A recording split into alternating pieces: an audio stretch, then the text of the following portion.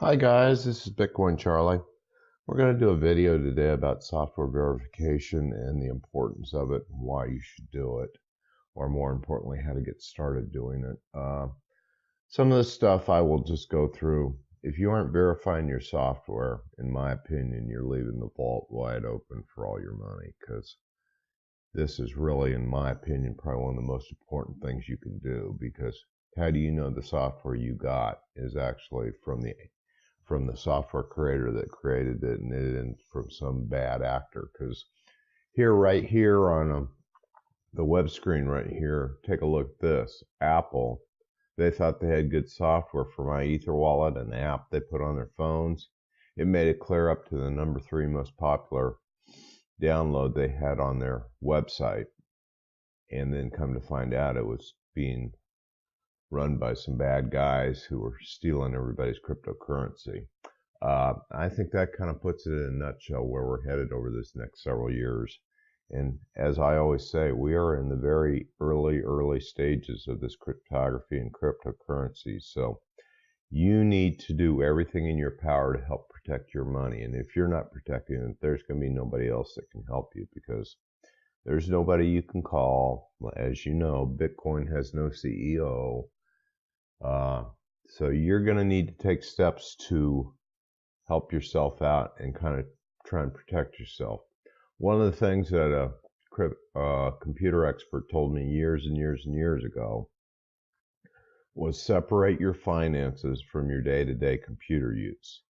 So you want to get some type of computer that handles only like your cryptocurrencies.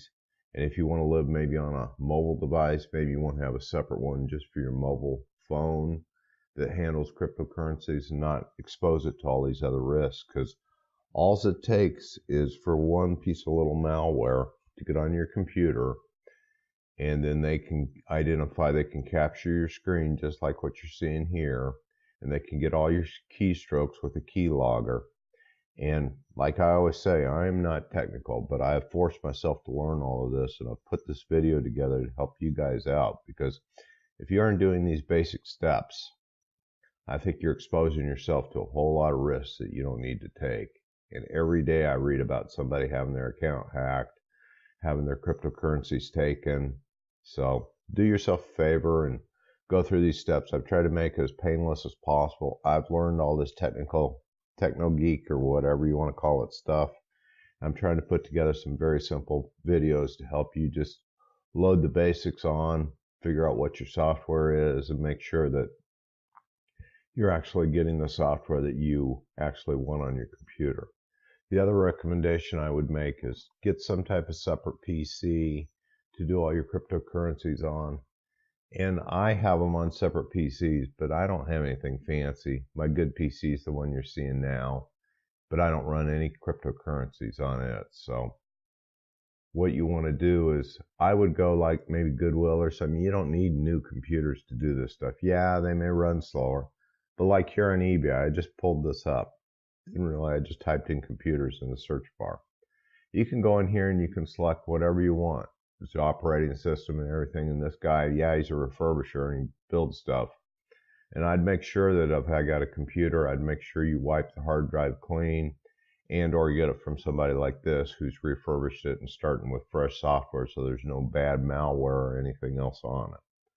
That would be my bare basis to start with, and that's what I've recently done with mine. I've gotten an old laptop. I had it wiped clean by my computer guy. Then I installed Windows 10 on top of it. And then I've gone back and verified all the software that we're going to be talking about today. So how do you get started on this? Well, one of the first things you're going to need to do on this in order to get started is you got to get a piece of software to verify the other software to make sure that the software you're actually getting is good. So how do we get started on that? Well, you need a little piece of software. It's called GPG for Windows. So we'll just type it in here.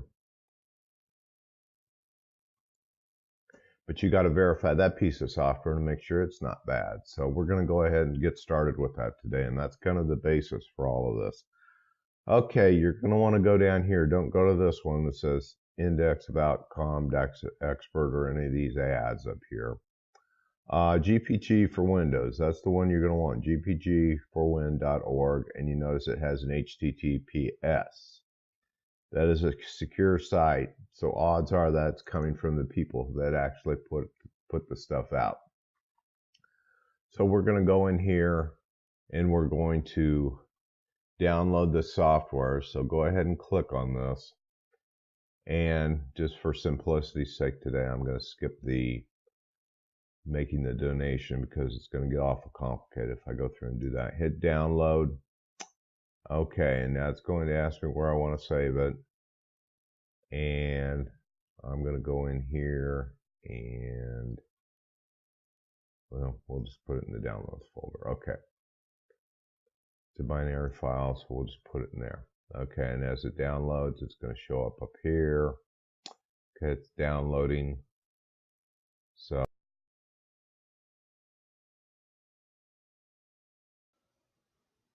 okay, and now that we're back, how are you going to check the integrity of the software to make sure that it's really what it is and who it's from and it's valid? So what we're going to do is we're going to come over here and click check integrity.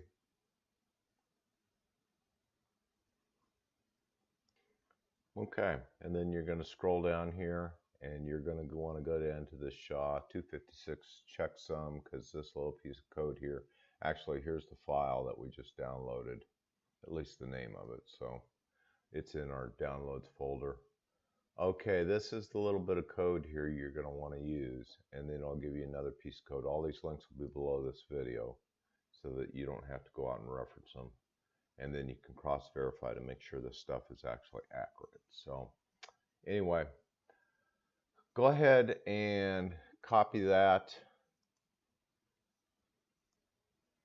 Okay, let's go ahead and copy that. And let's go over to the utility, the SHA-256 sum. I'm not even going to get into what it is. It's so, in my opinion, so damn complicated. But anyway, go back up here and click on Browse. Go find that GPG for Win that we just downloaded. Click that, open that up.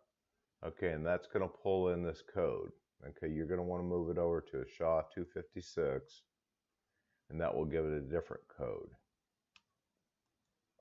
And then paste in your other code, and you're going to click compare, and lo and behold, they match. So that means with probably 99% accuracy, this piece of software we just downloaded is truly from the guy who created it and truly from the firm that uploaded it onto the website. So that gives you some reasonable assurance. There is nothing that is 100%. So I won't even try and go and guarantee you that it's 100% valid. I can't do that.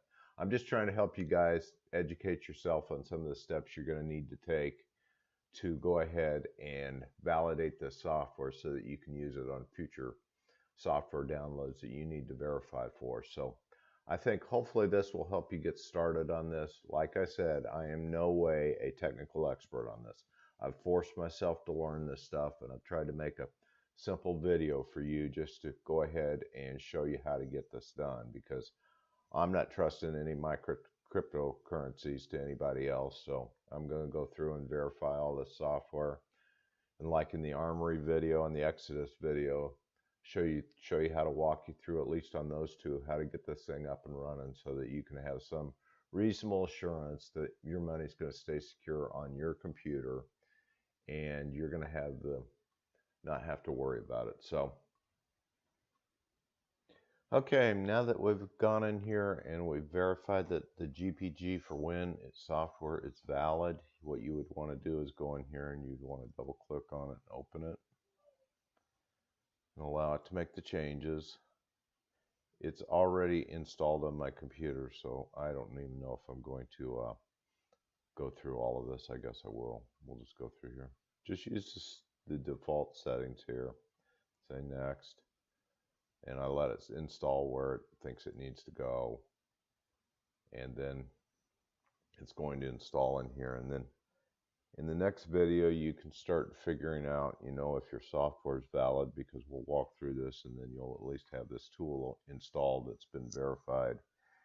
And now you can actually know that you've got decent software that you can actually verify your software with to make sure it's actually from good people, not bad actors. So anyway, cut away and then go on to the next video and you can start doing some of the installs. Thanks.